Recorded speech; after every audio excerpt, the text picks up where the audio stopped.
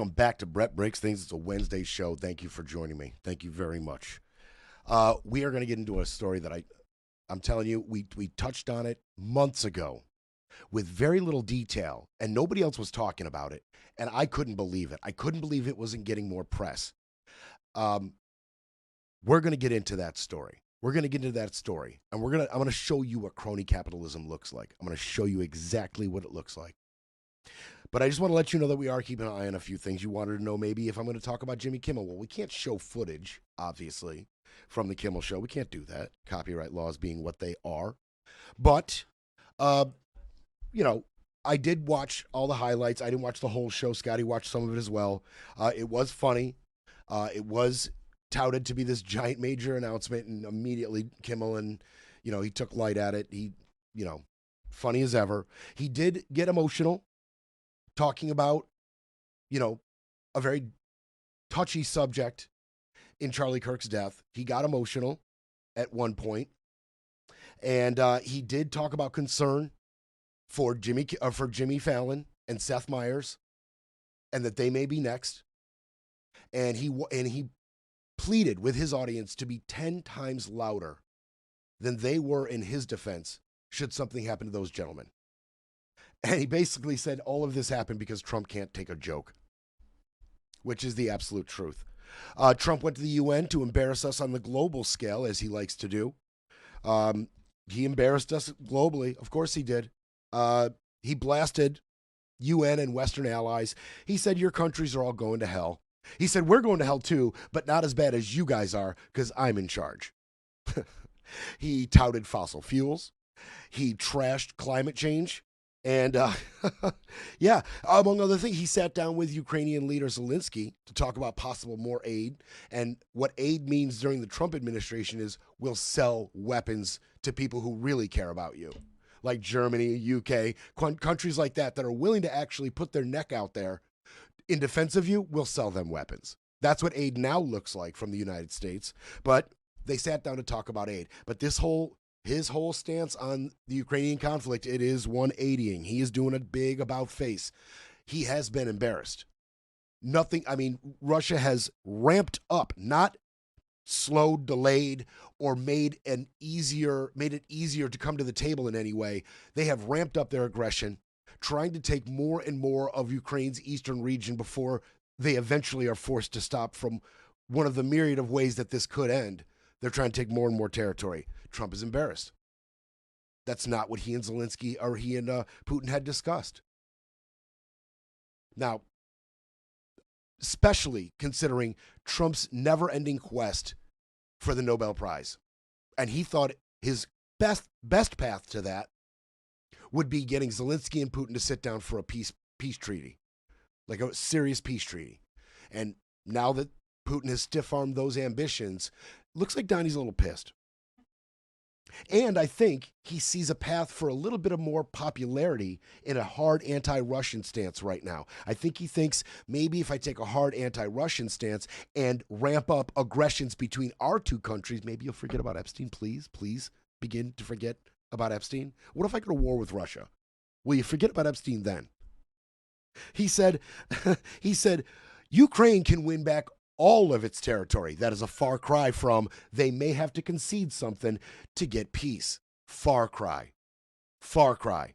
He also described Russia as a paper tiger. And he urged NATO states to shoot down Russian craft that should cross into their border.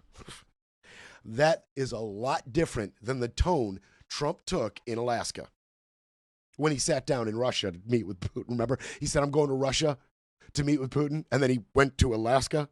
Yeah, that meeting in Alaska, nothing has come to fruition. It has only gotten worse, and Donnie might be a little upset about that. By the way, Russia did respond to the paper tiger comment, and they said our economy and our military are stable, and Russia is going to continue operations in Ukraine. That was their response to that.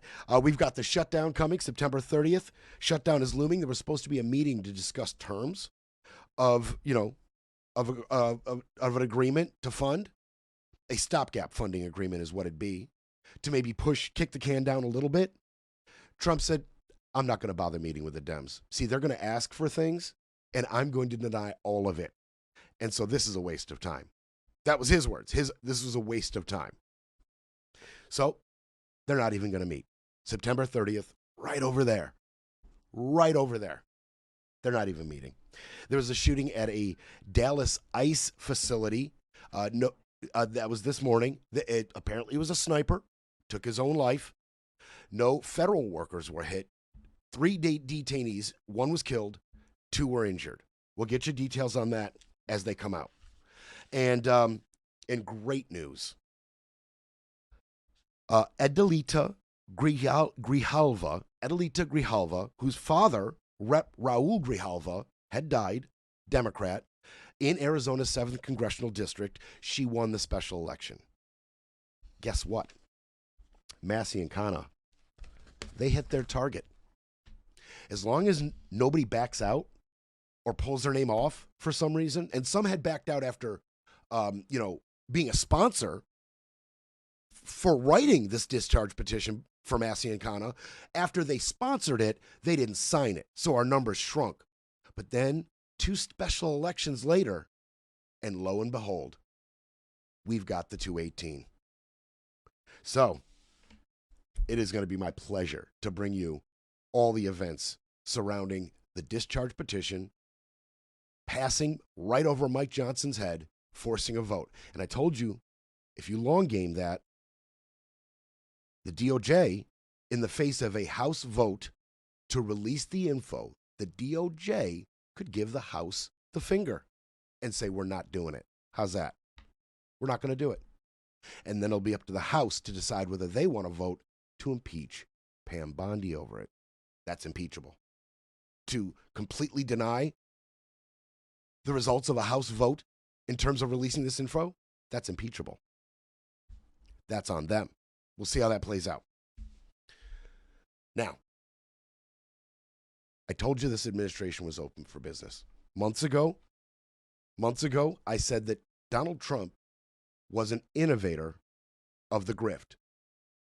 He is using the highest position in the world to complete grifts that we've never seen before, fully utilizing the position he has been given and allowing for the people just underneath him to fully utilize their positions to assist him and cash out. We talked about Dr. Oz. I said yesterday, if Glucoverin is good, if it works, if it'll treat autism, let's go. It just so happens that Dr. Oz's company that he still has shares in creates Glucoverin. He's up there at the presidential pulpit advocating for the use of a drug on a grand scale that he creates. Okay. You want to see the quintessential crony capitalism at work? I'm talking quintessential. At its core, at its heart, what it is. Here we go. This story begins with a gentleman named Sheikh Tahnoon. Now, for years, he was the national security advisor for the UAE. For years. Basically, their top spy. And he surrounded himself with underworld connections, larger scale connections like ambassadors, and connections in the spy world, other spies, British spies, spies from here, spies from there. He was a spy master for the UAE. And he got in a little trouble at one point. If you're wondering what his morals are like being the spy master, he did get in trouble one time. There was a human rights activist group that he wanted to crush. So what did he do? He put spying equipment in the baby monitors of a few of the key members' houses. And he got a little trouble for that. But his career, it pushed forward. And eventually, in 2023, he took control of a gigantic portion of the UAE's wealth. He got $1 trillion to do with as he pleases at his disposal of the UAE's money. $1 trillion. Now, he intended to turn, with that $1 trillion, he intended to turn the UAE into an oil-rich giant and a technological powerhouse. Emphasis on the last part. And he opened up immediately, when given this new position, he opened up immediately the G42, which is a tech company. It's an AI business, cutting edge ventures in genomics and cloud computing, AI technology, giant company born from UAE money, G42. Now, to see his dreams come to fruition, he realized there was an impediment, and that is their AI technology, as the UAE had fallen way behind AI giants like Taiwan, China, and the United States. Just better, more powerful chips. And the center of the United States' AI technology was NVIDIA. AMD as well, but NVIDIA was the giant. I got an NVIDIA card in my computer. I love it. It's powerful, fast, powerful, a little loud. I can play anything. NVIDIA, they are cutting edge. So, what did Mr. Tahnoon do? Well, go to the source. And he met with the United States, the Biden administration. He met specifically with, He met specifically with our Commerce Department, Alan Estevez. I apologize. Okay. So he met with the United States, and he met with somebody named Alan Estevez in the Biden administration. At the time, the Biden administration was all fired up about anti-Chinese advancement, the war with Chinese, not only in economy, but in tech. They were all fired up about it. There was an anti-Chinese movement within the government. It was very strong at the time. And so not only did the Biden administration say, look, we can't share this technology with you. We have policies that prevent us from selling these AI chips to certain foreign countries, and your country is one of them, Alan Estevez told him. He was an undersecretary of Commerce. And Alan told him, look, basically, you can either share technology, business deals, and grow with America, or you can do it with China. Because you see, UAE had a close tie with China at the time. Not only had they done joint military exercises with China, but G42 itself had wide-ranging business partnerships, not just with the Chinese government, but with several Chinese tech companies. And the U.S. was flat scared that Tahnoon would take that AI technology and immediately share it with their partners, the Chinese. So they just stiff-armed it. They said, look, we'll throw you a bone. We'll wet your beak. We'll give you some of those nice Microsoft chips. They're not as good as the NVIDIA chips. They're not as good as the AMD chips or TSMC, but they're good. Good enough. Good enough for you. So here, we're going to share these chips with you, but you got to cut some ties with the Chinese government. You can't do quite as much business with them. We're still worried. We don't even want you giving them the Microsoft technology. And that's where it ended for a little while.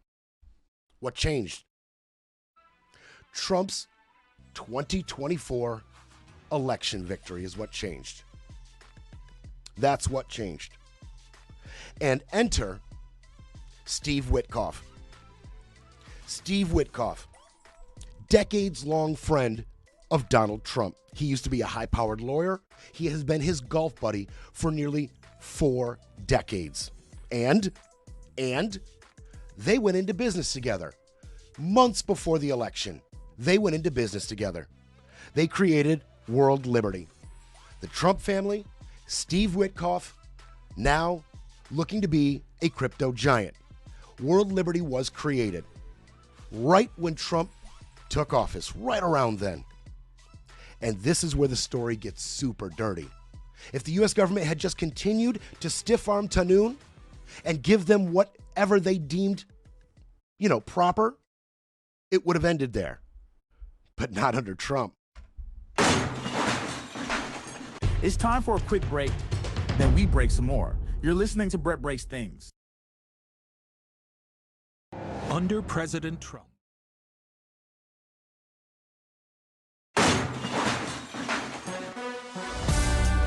Breaking news, breaking rules, breaking through. Back to Brett Breaks Things.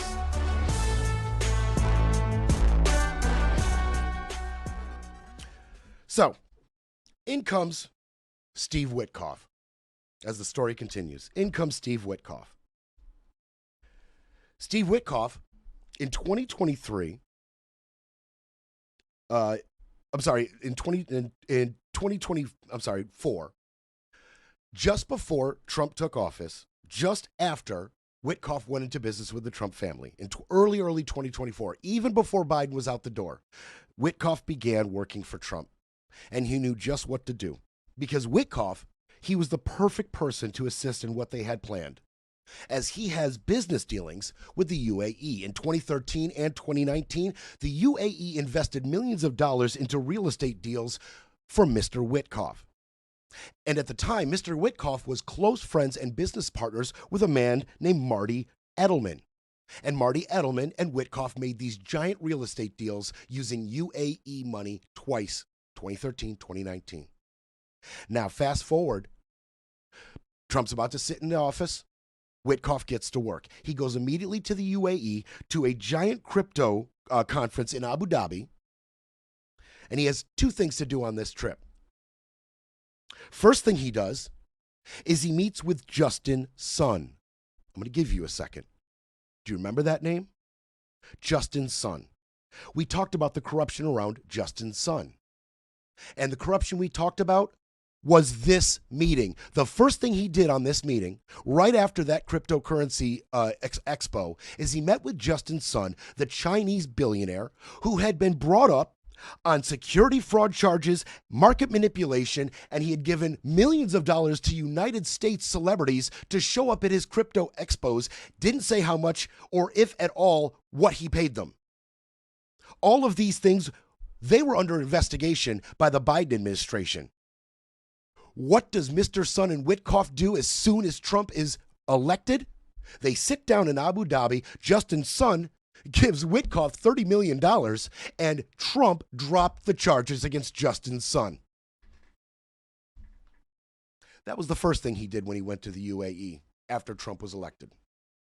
The second thing he did, he called up Marty Edelman, his old business partner. You see, Marty Edelman had a new job. He was no longer high-profile, high-power New York lawyer. No, now he was general counsel for G42. Mr. Tahnoon's company, backed by $1 trillion of UAE money. So he called up his buddy, Mr. Marty Edelman, and he said, hey, Marty, I need a meeting. I need a meeting with Mr. Tahnoon. I think I have an opportunity for both of us. Now, 3 sources close to that meeting, they will not be identified because they will be dead, have said that that meeting took place. Edelman, Tahnoon, and Witkoff. Witkoff and the White House, they deny that meeting ever took place. They said it didn't happen. 3 sources said it did happen. But whether it did or did not happen, Zach Witkoff, Steve's prodigal son and heir to all of the business fortune that Witkoff possessed, he was in the area at the same time, meeting with other people a little lower down from Tahnoon that were involved in the UAE government. And at the end of that meeting, at the end of that trip, Zach Witkoff said, quote, Sheikh Tahnoon had become a good friend of the family. Fast forward to March. 2025. The UAE, on the edge of the Potomac River, has its own Washington area operation hub. It's a hub where businessmen come in and out of the country and they meet with top U.S. officials, businessmen, lobbyists, and do their business in Washington out of this hub. And in March, this hub was busy. All of a sudden, Sheikh Tahnoon was meeting with the most important people. He had meetings with Howard Lutnick, our Commerce Secretary. He had meetings with Jeff Bezos. He had meetings with Satya Nadella, the chief executive of Microsoft. He had meetings with Jensen Huang, who is the founder of NVIDIA. You see, even at the time of Tahnoon's first meeting during the Biden administration, NVIDIA was on board. They were excited about expanding their market. Millions and millions of dollars of their chips could be sold in the UAE and possibly other countries nearby, and they were all on board. And they were still on board as Jensen Huang met with Tahnoon at their hub in March. And then right after those meetings, Donnie Trump himself hosted Mr. Tahnoon for a dinner, and all the best people were at that dinner. Vice President J.D. Vance was at that dinner. Mr. Witkoff was at that dinner. Mr. Edelman was at that dinner. Witkoff and Tahnoon, they sat right next to each other, talked all night, right across from Mr. Trump. Engaging conversation, I'm sure. Engaging. The Sheikh wanted an export policy that would give the UAE access to NVIDIA and AMD chip technology, period. And that's what he was doing in those meetings prior. That's what he was doing at that dinner. You can only imagine all the sorts of things, the sun, moon, and stars that he was offering at the time. But there were people within even this administration, the Trump administration, that were not on board, especially members of the National Security Council, especially a man named David Feith, who had served in Trump's first term. He was back. He was back at the State Department, and he has an anti-Chinese stance, period. He was not on board. He was not on board. He called it an America First AI concept, an AI chip plan that was America First, period. So, what did Trump do? What did they talk about at that dinner? We're talking just after that dinner. Trump fired David Feith and every member of the National Security Council that was not on board with chip sales to the UAE. Fired them. You're done. You're fired. Out goes David Feith. In comes David Sachs, billionaire businessman, friend of the Trump administration, friend of the Trump family. He is now our AI and crypto czar. In comes Mr. David Sachs to finish the deal. Oh, yeah. And he's a wheeler and dealer. He was an early executive at PayPal with Elon Musk. He was a Silicon Valley investor, influential podcaster, huge Trump fundraiser, David Sachs. He takes over the negotiations. And he even talked about it. He said, look, the choice is, do we want countries to be the piggyback for American AI or Chinese AI? Are we going to take the UAE's money for these chips, basically is what he's saying, or are we going to let China take the UAE's money for these type of chips? It's America first, baby. It's what you were looking for. It's what you were looking for. So, there was one problem. David Sachs, he has a lot of business investment in the UAE and the Gulf region in AI technology, and he would personally benefit greatly from this deal. That is a big, big oversight problem. Big oversight problem. This would not be allowed. Except President Trump himself, seeing this coming, or told from more smart people smarter than him, saw this coming, and they gave Mr. Sachs a presidential waiver to complete this deal, even though he has financial holdings that would benefit. They said, that's okay. He's got integrity. He's a good guy. He wouldn't do anything to benefit just him. He'd make decisions that benefit the country. Don't worry about it. Here's a special waiver. Oversight Committee, you have no place in this. Look over there. Look over there.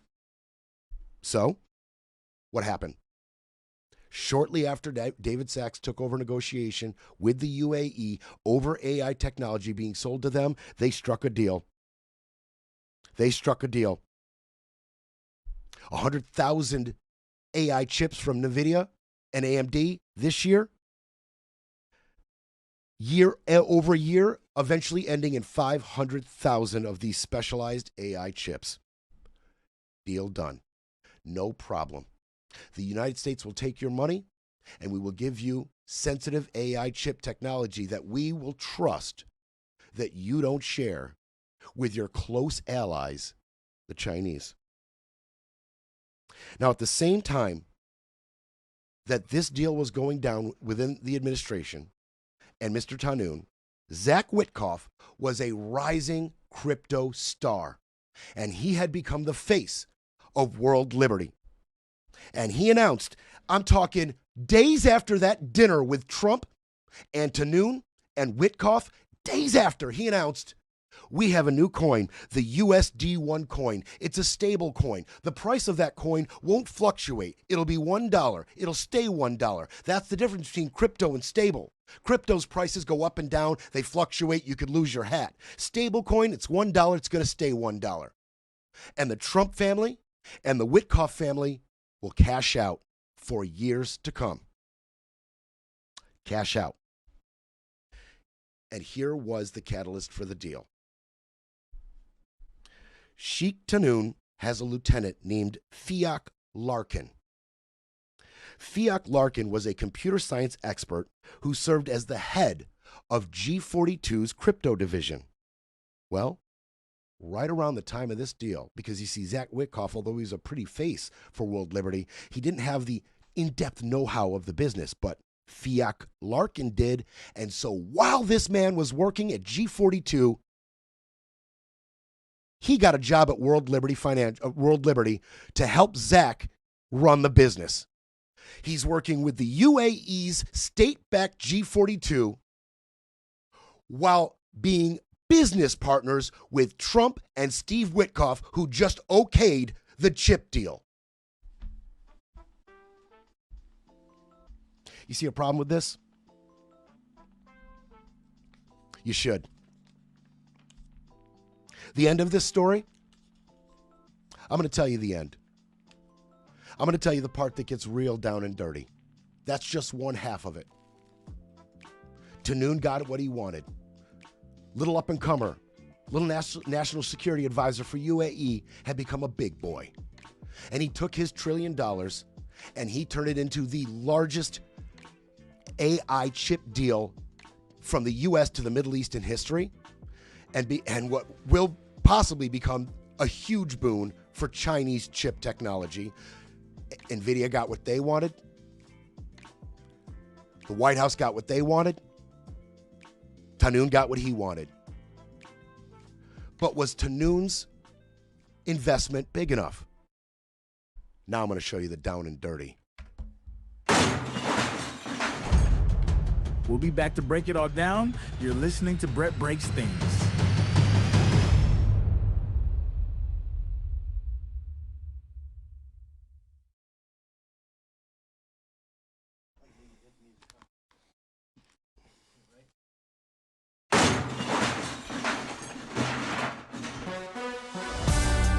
Now back to Brett Breaks Things, smashing spin, silencing the noise, and keeping it all facts, no fluff. All right.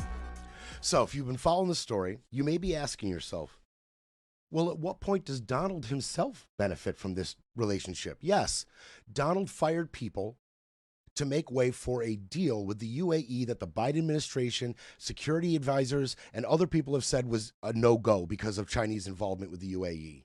So they got that done. They cleared the way, and they got Tahnoon his deal. And yes, Tahnoon, along with the purchase of these AI chips, had promised hundreds of billions of investment in U.S. technology over the next decade. So along with buying all these chips at once, they're also going to spend hundreds of billions of dollars in U.S. technology. But how does Trump benefit, Brett? You haven't told me the part where Trump's at fault. What points to Trump in all this? Okay. You want to know where Trump gets involved? I'll tell you. Remember, Trump and his sons started World Liberty.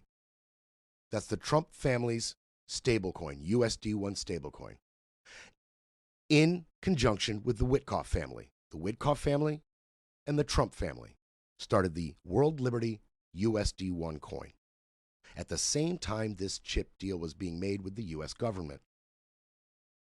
Here we go. Right after this deal was made, Mr. Witkoff himself went back to the UAE, spoke at another one of their crypto exchange expos. But this time, along with touting the technological and business savvy of Sheikh Tahnoon and the UAE in general, he also made an announcement. He made an announcement that a company called MGX would be investing $2 billion into their USD1 coin. MGX is a spin-off company of G42, Sheikh Tahnoon state-backed investment firm, tech company, AI company. Getting it now? And Sheikh Tahnoon himself is the chairman of MGX's board. It gets better. Here's how the deal went. The Sheikh purchased the Sheikh purchased $2 billion of USD1 immediately, then took that $2 billion worth of USD1 and invested it immediately in a company called Binance. You may remember that company's name because I talked about them as well. You see, another part of this deal is Zhangpeng Zhao, owner and CEO of Binance. You see, Zhangpeng Zhao, he got hit with money laundering charges in 2023. Money laundered to go to terrorism globally and sex abuse trafficking. And he went to jail. And when he got out, he was still a felon. And that limited the business he could do not only in the United States, but globally. Put a handcuff on him. He's a felon, right? And he desperately wanted to be pardoned. Well, Zhangpeng Zhao got the pardon at the exact same time that MGX bought $2 billion of USD1 and invested it into Zhangpeng Zhao's company. All together. Snug as bugs in a rug. Grift complete. Grift complete. We thank MGX and Binance for their trust in us, said Zach Witkoff in Dubai. Now, the effects of this, and I hope I laid it out. Tahnoon wanted the chips. President Trump enters office, fires anybody that would stand in the way of the chip sales to the UAE. Tahnoon gives Trump's company $2 billion. That $2 billion that they immediately turned around and invested into Binance, it's basically a $2 billion deposit into USD1. That goes straight to Steve Witkoff and President Trump's family, the people who facilitated the chips deal. Just so we're clear what happened here. And it took players like Sachs and Edelman and Laura Loomer, who helped get David Feith fired. There were minor players, but you know who did this grift. You know who the con men are. Now you know. Now you know. They're estimating that this $2 billion investment into USD1 is going to net the Trump family and the Witkoff family hundreds of millions of dollars over the next decade through their investments using that capital. Hundreds of millions. Maybe more. Maybe more. And as far as the UAE goes, this is the greatest technological step that their country and possibly that region has ever taken. And they took it with no promises given to the United States that they won't continue to do business with China or even just hand over that technology if the deal is good enough.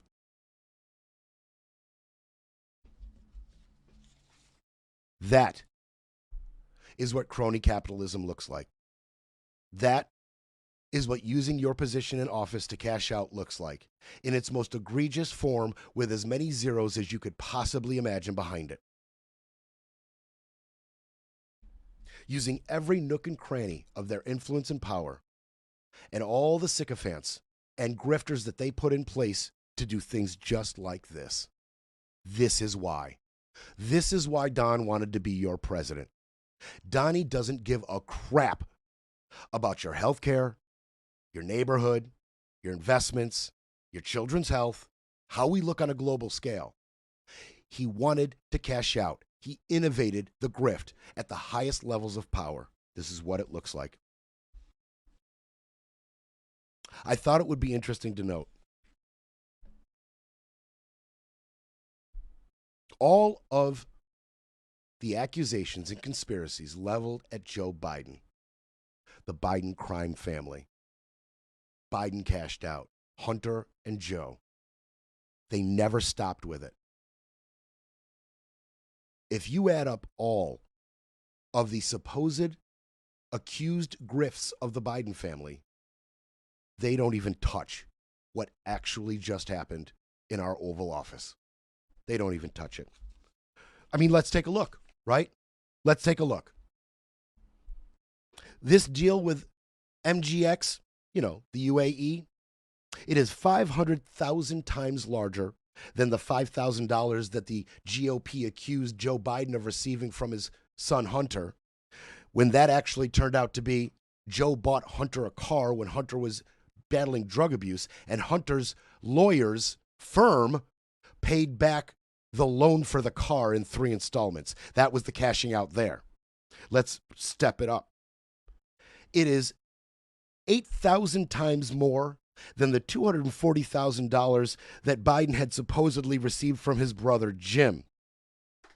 When in actuality, Biden, well before the presidency, had loaned Jim $240,000, and it happens that while Biden was in office, Jim paid it back.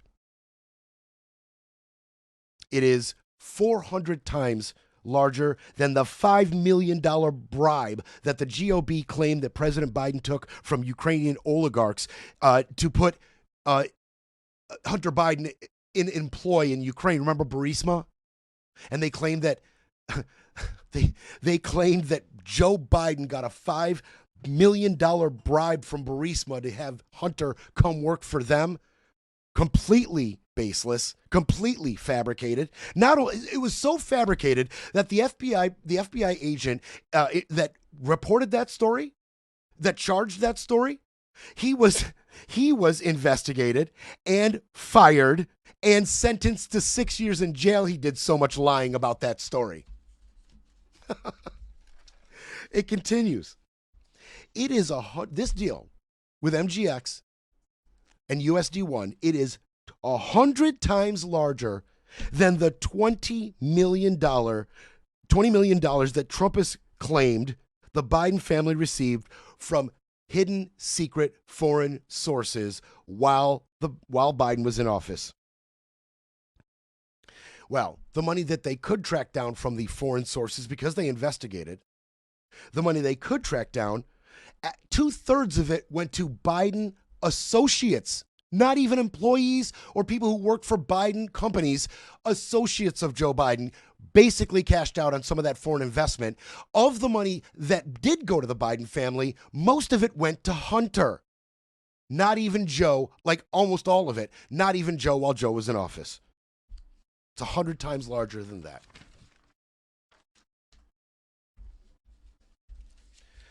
So the New York Times did just unbelievable reporting on all of this.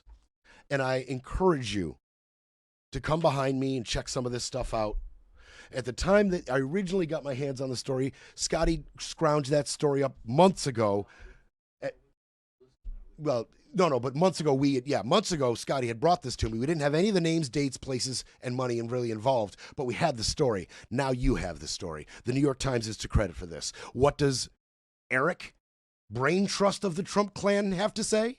When you talk to the president about this, or when Don talks about some of his investments, or with Mr. Witkoff as well, in this one, they're talking about the UAE investing some money at the same time that they were granted access to some chips. And not saying it's related, but it could be. You're going to see this again and again in mainstream media in terms of a conflict of interest between the president in his position and his family being able to do so well in crypto. Yeah. Joe, how long have I been sitting at this table?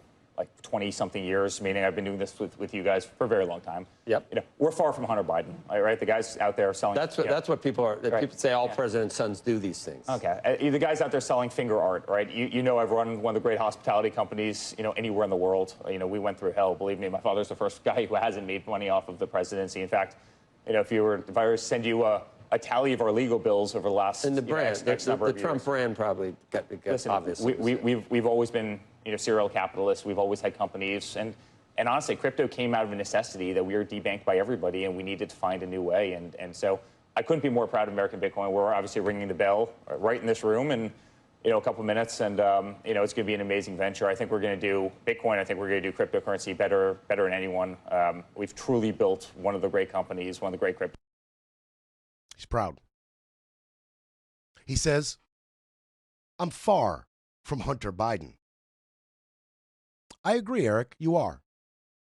Because Hunter Biden was innocent of all those conspiracy bullcrap charges that your GOP investigated him for. All he did was a little bit of crack, bought a gun, had some hookers. He did that. He did that. And lied on his taxes a little bit as well. He did that. But as far as grand scale grift from the office, yeah, he's far from you, Eric Trump. He's really far from you. Everybody, every grifter, every con man, two-bit hustler, swindler that ever lived is far from you and your family. Real far. You have innovated the game. You have innovated the grift. We have never seen a grift like this out of the Oval Office. I almost feel like applauding you. I have to laugh because otherwise I'll cry. Elizabeth Warren said Donald Trump's crypto AI czar already has huge conflicts of interest. Now he could be overstaying the clear time limit for his role so he can keep influencing crypto policy. We're launching an investigation into yet another example of possible Trump administration corruption. Give me a call, Liz. Love to chop it up with you about it. This administration is open for business. Breaking politics, breaking narratives, breaking news. You're listening to Brett Breaks Things, pushing back, speaking up, and holding the line.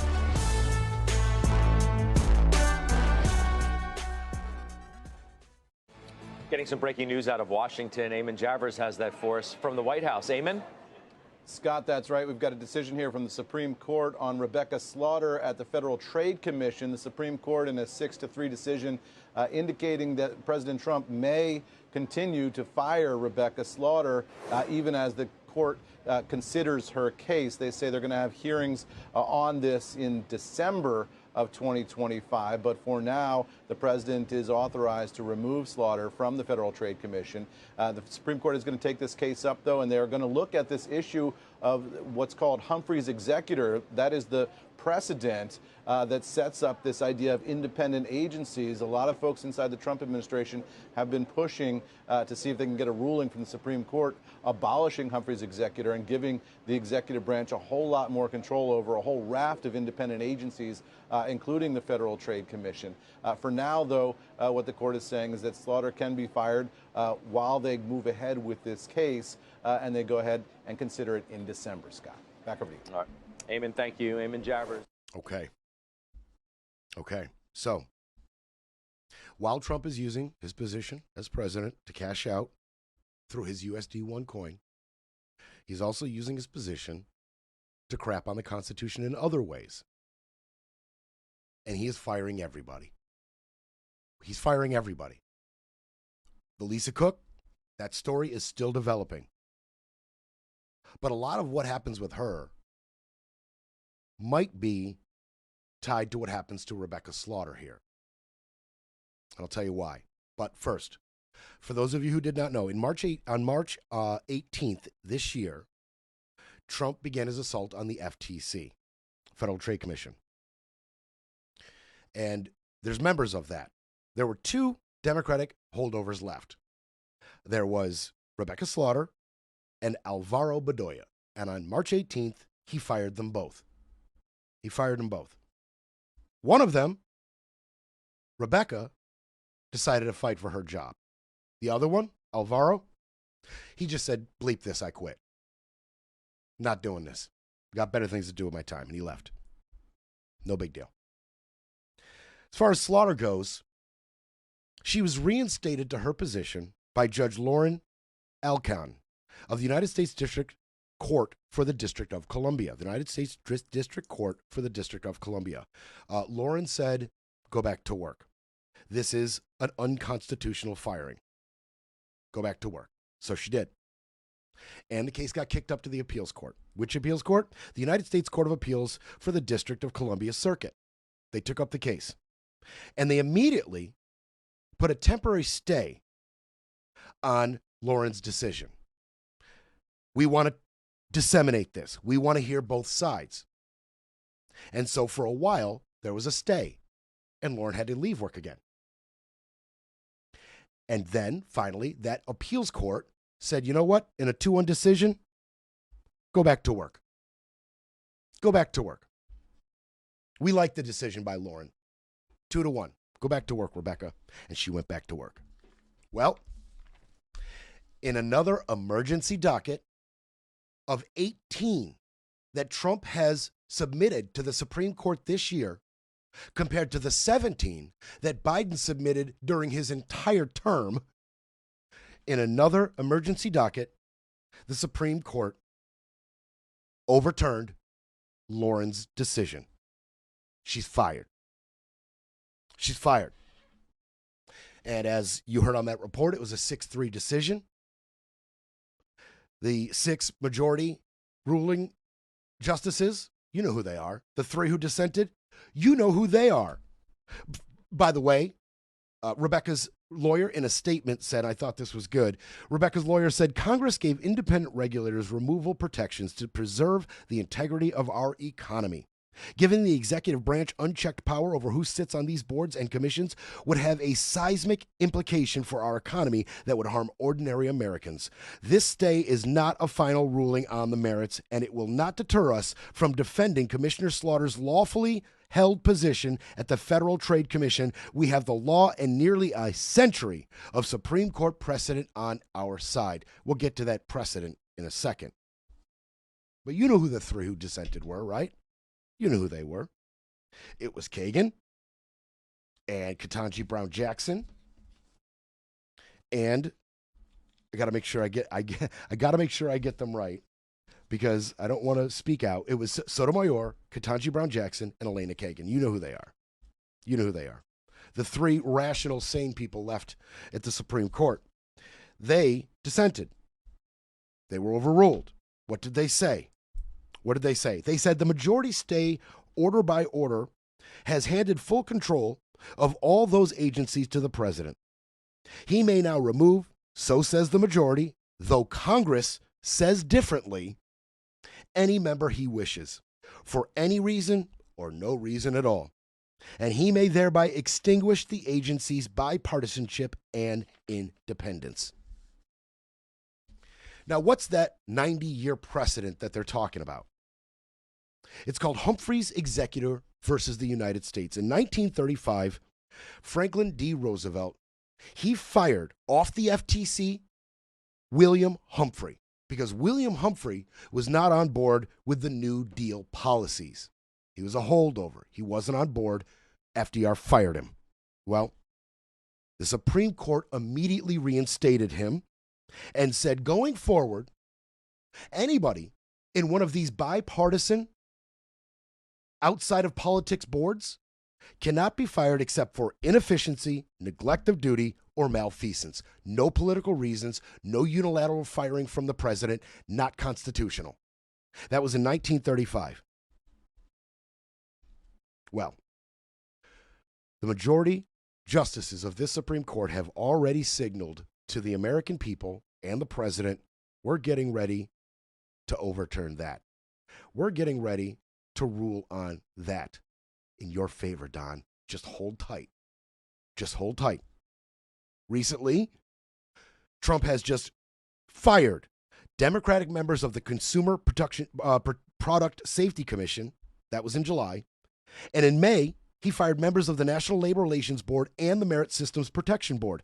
And when he did that in May, the SCOTUS upheld those firings and said because the Constitution vests the executive power in the president, the majority, he may remove without cause executive officers who exercise that power on his behalf.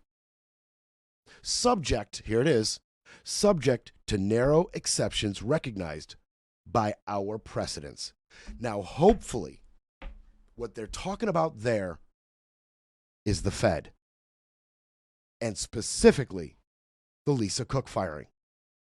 That may be the narrow exceptions that they are referring to. But everything else, basically you work for the president, you represent the president's priorities, you represent the president's results, policies out of those commissions, you're representing executive power. Therefore, he can do what he wants with your members. You are an extension of the executive branch, is what SCOTUS says. You're an extension of his executive power. He can fire whoever he wants. Slaughter had a comment for this. I intend to see this case through to the end. In the week I was back at the FTC, it became even more clear to me that we desperately need the transparency and accountability Congress intended to have at bipartisan independent agencies. She's right. Now, this precedent, Humphrey's executor v. the United States, they're going to reconsider it in December. In December, it is my guess that they will say executive power has expanded and changed in the years since 1935. And to reflect our government more accurately now, yeah, those independent bipartisan commissions, boards, agencies, they're all extensions of presidential executive power. And he can fire anybody he wants. It's his government. That is how they will rule in December. I would bet anything on it. That's how they'll rule. The caveat being, I have a feeling that they will honor SCOTUS precedent when it comes to the Fed. I think that that one comment out of the majority decision in May leads to they will not let Trump fire Lisa Cook. Her term runs till 2038. And if they decide to stay, the original judge's ruling and put her back to work, that will kibosh their plans to have Mirren take her seat instead of Adriana Kugler's seat, which runs up next year. That was their plan. That was part of that race I talked about. If they could get Lisa Cook out fast enough, they can get Mirren in Cook's seat, and he'd be there forever. I'm here to tell you, they will greenlight his firings at all those other agencies, every single one of them, except the Fed. I'm telling you, they're going to overturn his decision to fire Lisa Cook. I'm telling you, she's going to remain in her seat. And then we're really going to see what kind of president Donald Trump intends to be for the next 3 years. Will he be a president at all, or will he be flat a dictator? Because if we get to December and SCOTUS says Humphrey's executor v. United States, it's out of here. Fire anybody except Lisa Cook. It's going to corner Donnie, and he may come out fighting. They'll try to repair the narrative, but Brett Breaks Things will be back tomorrow to break it all down.